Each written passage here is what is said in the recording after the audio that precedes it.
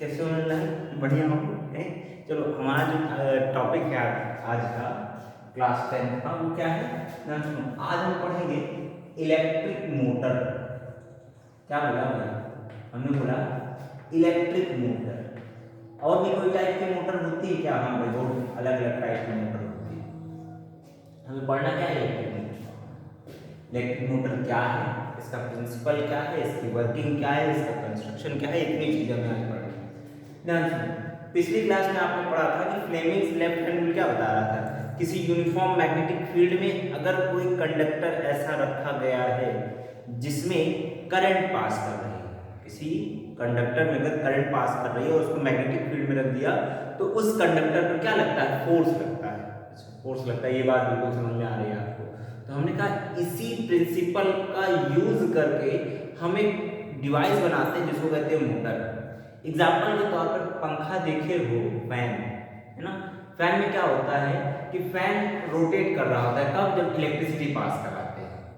Fan के अंदर एक आर्मेचर कॉइल होती है, उस कॉइल में क्या होता है, ध्यान सुनो, करंट पास हो रहा है। कॉइल के ऊपर आप क्या करते हो, ध्यान सुनते जाना, एक आर्मेचर है ना, जिसके अंदर सॉफ्ट आयरन की कोर है, उसके ऊपर कॉपर की वाइंडिंग कर देते हो। जब कॉपर वाइंडिंग हो जाती है तो कॉपर वाइंडिंग में या फिर कॉपर वायर में करंट पास होती है। तो करंट का पास होना है ना, क्या जनरेट करता है, magnetic field.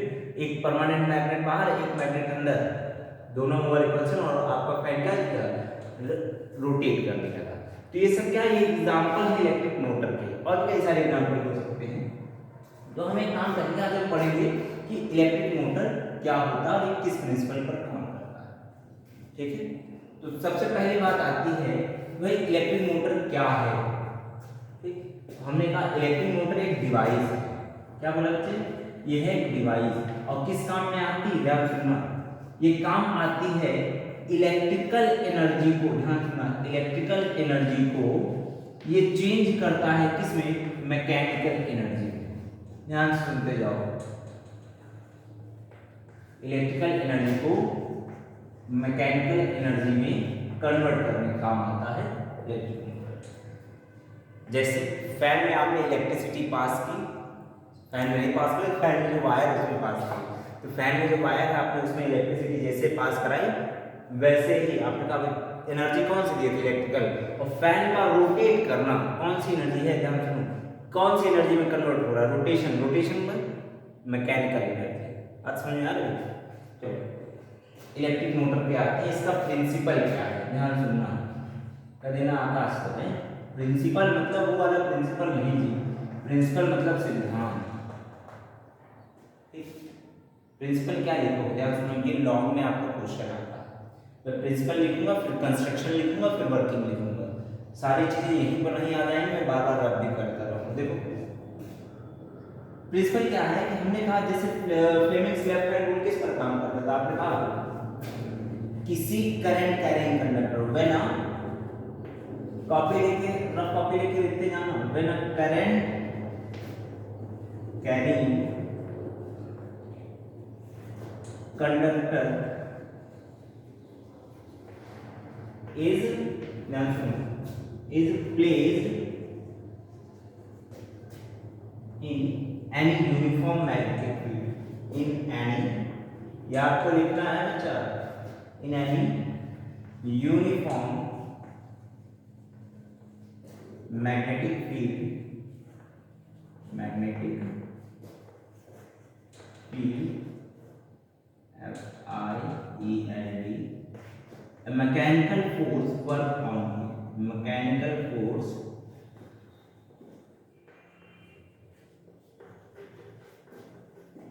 act on it। ठीक, ये आपको लिखना है। अब ध्यान सुनो, जो कंडक्टर वहां पर रखा गया है वो कंडक्टर है आपका आर्मेचर कॉइल। मैं अभी थोड़ा सा लिखता जाता हूं, उसके बाद लिखना, ठीक है, आर्मेचर कॉइल। तो आपने कहा आर्मेचर कॉइल क्या है, ध्यान सुनो, क्या होता है कंस्ट्रक्शन में बताता हूं। तो इस आर्मेचर कॉइल पर क्या होगा, मैकेनिकल वर्क, मैकेनिकल फोर्स काम करेगा। अगर मैकेनिकल फोर्स काम कर रहा है तो क्या करेगा, आर्मेचर को रोटेट करेगा, that make it, that make it rotate. बात समझ में आ रही है? कुछ बात समझ में आ रही है? आपने कहा कि अगर किसी करंट कैरिंग कंडक्टर को या आर्मेचर कॉइल को, आर्मेचर कॉइल कैसी होती है? रेक्टेंगुलर कॉइल होती है। ये अगर हमने इसमें करंट पास कराया और साइड में हमने मैग्नेट रख दिया, ये आर्मेचर कॉइल क्या करेगी? रोटेट करेगी। कैसे रोटेट करेगी? प्रिंसिपल से हम आगे लिखते हैं इसको, ठीक है? ध्यान सुनो, कॉपी भी इधर चीज नोट करो, मैं आगे चीज आपको बताऊं डायग्राम से। मैं इसको मिटाने जा रहा हूं। बच्चे बात आती है कि कंस्ट्रक्शन कैसा होगा इलेक्ट्रिक मोटर का।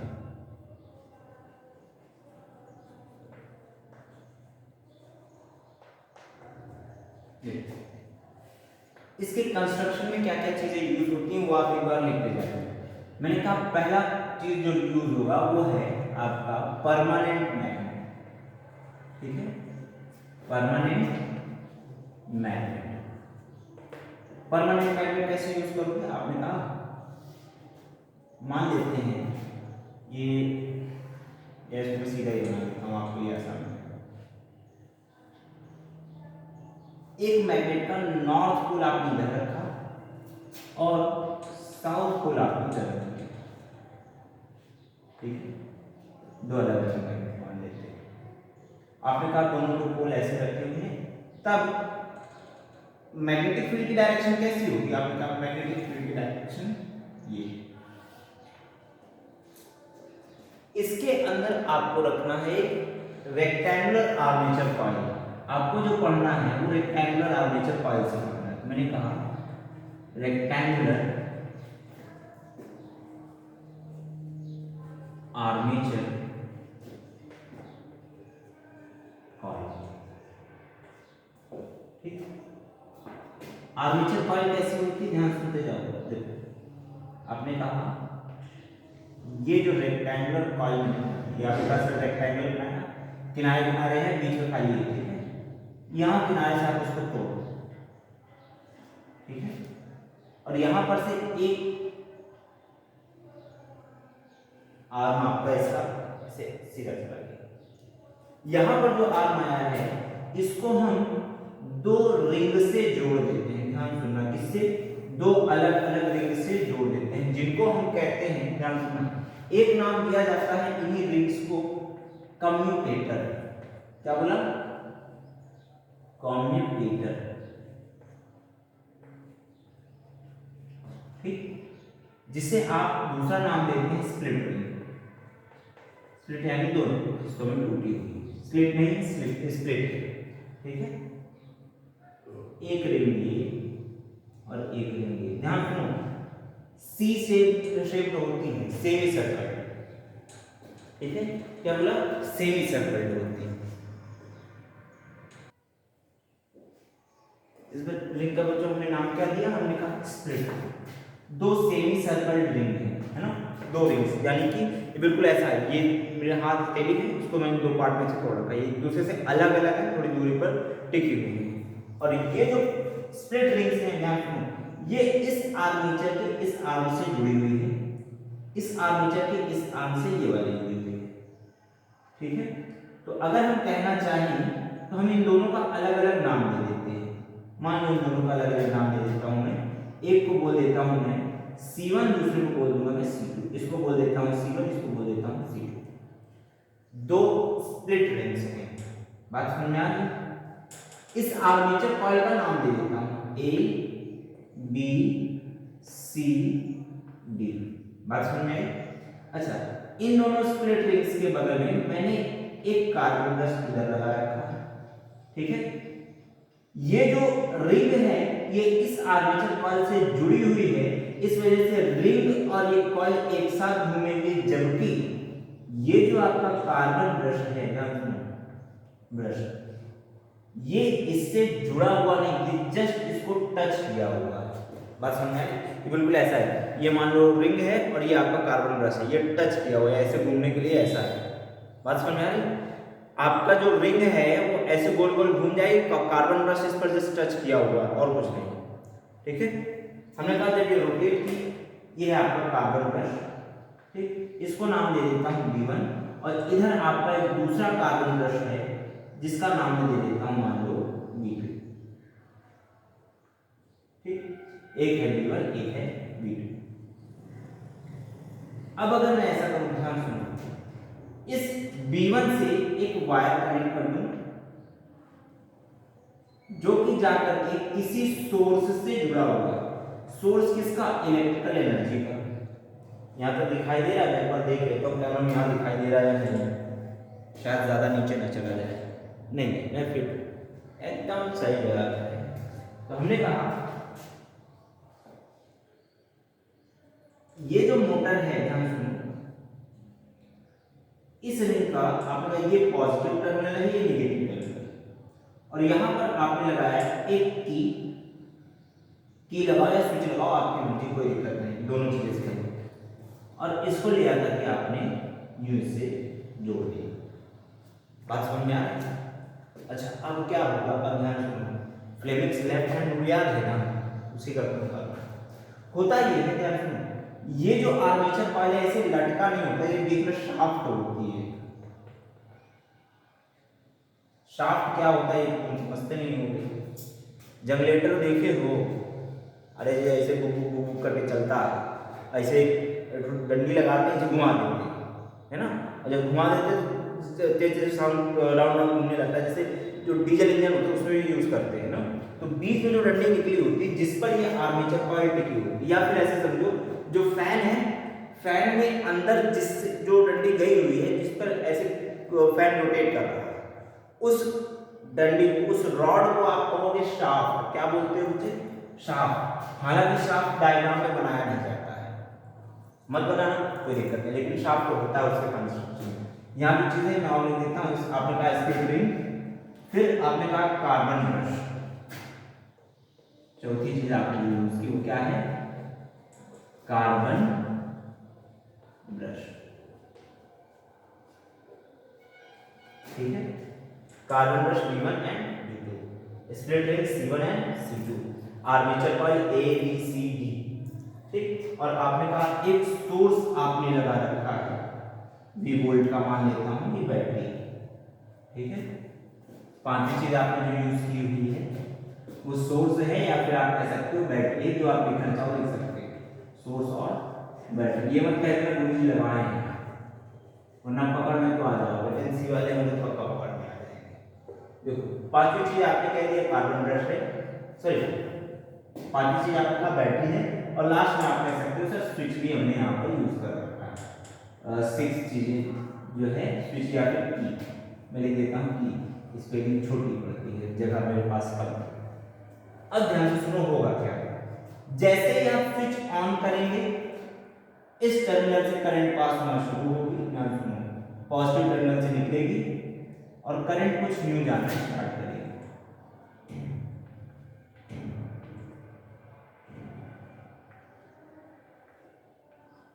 बात समझ में आ रही?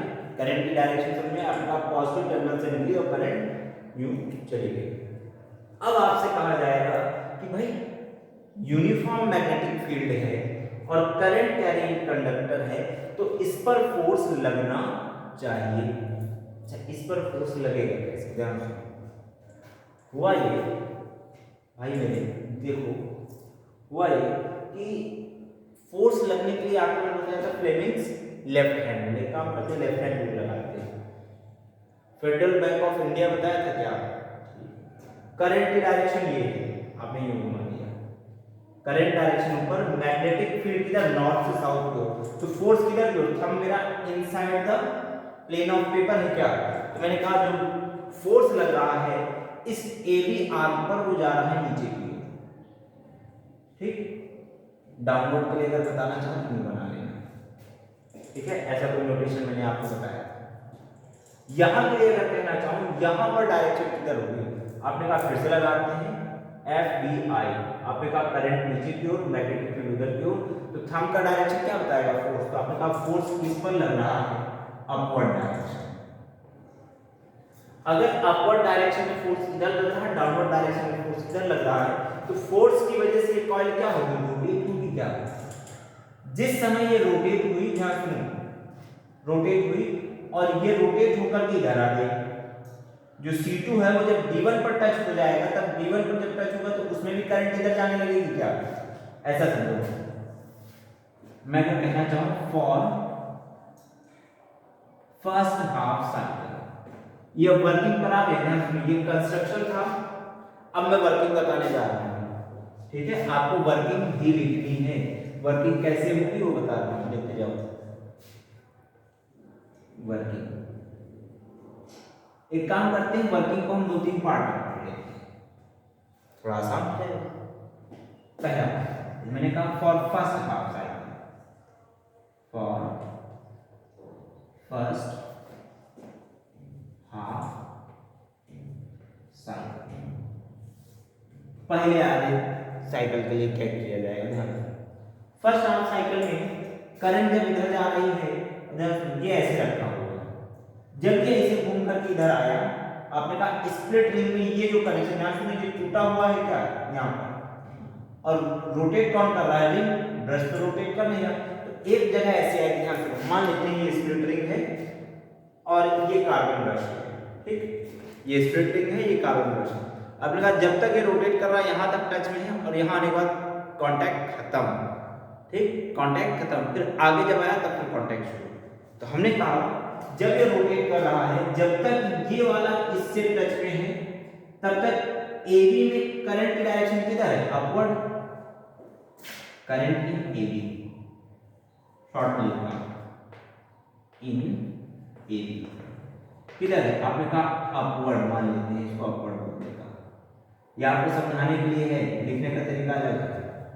जब तक करंट आपने कहा अपवर्ड, तब तक फोर्स किधर की ओर, डाउनवर्ड, फोर्स किधर, आपने कहा डाउनवर्ड।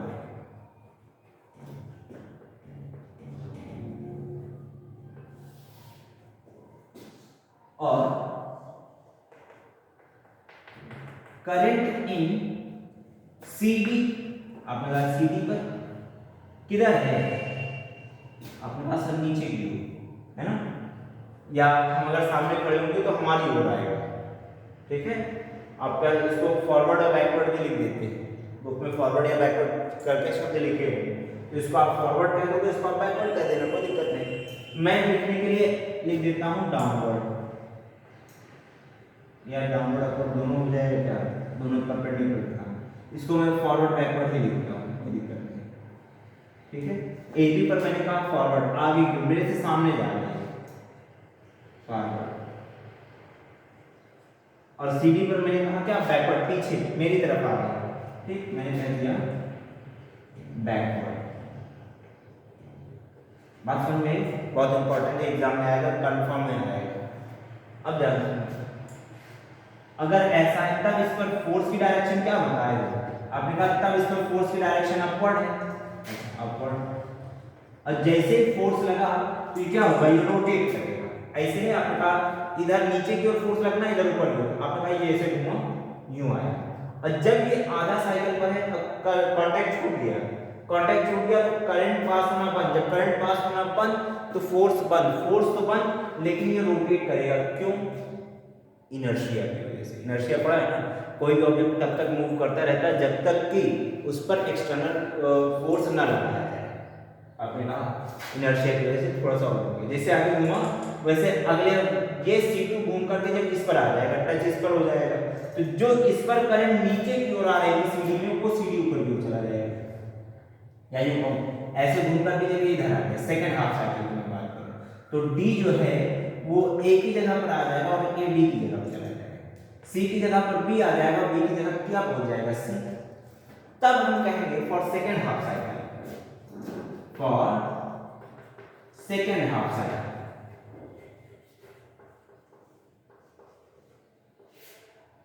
आपने कहा हाफ साइकिल घूमना, अगले आधे साइकिल, आपने कहा अब CD पर करंट किधर, आगे क्यों, आपने कहा CD पर करंट किधर, आपने कहा I इन CD पर जो करंट होगी आपने कहा वो किधर की ओर, आपने इसको कह दिया फॉरवर्ड, अच्छा, और करंट इन AB, पहले ये लिख देता, करंट इन ए बी पर करंट किधर बैकवर्ड मेरी तरफ आएगी, आपने कहा बैकवर्ड। बात समझ में आ रही? इसको अभी समझ लो, बाकी फिर 2 तारीख को आपका स्कूल खुलेगा तो फिर मैं इसको क्लासरूम में फिर से एक्सप्लेन कर दूंगा जो नहीं समझ में आएगा पढ़ लेना बशर्ते। देखो इसके बाद आपने कहा करंट अगर ऐसा है तब इस पर फोर्स देखते हैं। सीडी पर फोर्स किधर, आपने कहा वापस से फ्लेमिंग लेफ्ट हैंड रूल लगाया जाए, आई बी एफ या एफ बी आई। आपने कहा करंट ऊपर की ओर, मैग्नेटिक फील्ड उधर की ओर, तो फोर्स अंदर की ओर। तो इस बार सीडी पर फोर्स किधर, नीचे की ओर, तो force on CD, force on CD आपने कहा डाउनवर्ड। बात समझ में आई? फिर हमने कहा इधर जो आर्म है ए बी उस पर फोर्स किधर की ओर, आपने कहा upward, force on A B आपने कहा अपवर्ड, ठीक है, आपने कहा अपवर्ड। तो आपने कहा अब जब इस पर फोर्स ऐसा लग रहा है या ऐसे घूम चुका है, ऐसे था मान लेते हैं, ऐसे घूम गया, अभी फिर फोर्स वैसा ही लग रहा है, इधर जो भी आएगा उस पर फोर्स डाउनवर्ड लगा, तो फिर ऐसे हो गया। अगला जो साइकिल है आपने कहा अगले साइकिल भी ऐसा है, फिर वापस ऐसे घूमेगा, ये बार बार राउंड एंड राउंड एक ही डायरेक्शन में घूमता हुआ निकलेगा। हमने कहा इसका रोटेशन का डायरेक्शन ये है। बात समझ में? आप जब तक इसमें करंट पास कराओगे तब तक ये ऐसे ही रोटेट करता रहेगा। तो आपने कहा इस प्रिंसिपल से आपने देखा, ध्यान सुनो, यही प्रिंसिपल जिसके थ्रू आप यूज करते क्या बनाते हो, इलेक्ट्रिक मोटर। इलेक्ट्रिक मोटर का काम क्या है, इलेक्ट्रिक मोटर का काम है इलेक्ट्रिकल एनर्जी को मैकेनिकल एनर्जी में कन्वर्ट करना। कंस्ट्रक्शन ये है, वर्किंग ये है, प्रिंसिपल इसके पहले लिखा था। इतना पूरा टॉपिक आपको लॉन्ग आंसर में लिखना होगा जब एग्जाम में आपके आएगा, बोर्ड एग्जाम में अक्सर क्वेश्चन आते हैं, ठीक है। जनरेटर आपका डिलीटेड है तो जनरेटर आपको नहीं पढ़ाया जाएगा, बशर्ते आपको मोटर पढ़ा दिया गया है। आपको अगर पढ़ने की इच्छा होगी तो आप स्कूल में जब पूछेंगे तो आपको बताया जाएगा, ठीक है, क्योंकि हमारा सिलेबस वैसे भी कंप्लीट है, ठीक है। मुझे रिवीजन कराना है तो मैक्सिमम जितना हम पढ़ सकेंगे उतना पढ़ेंगे।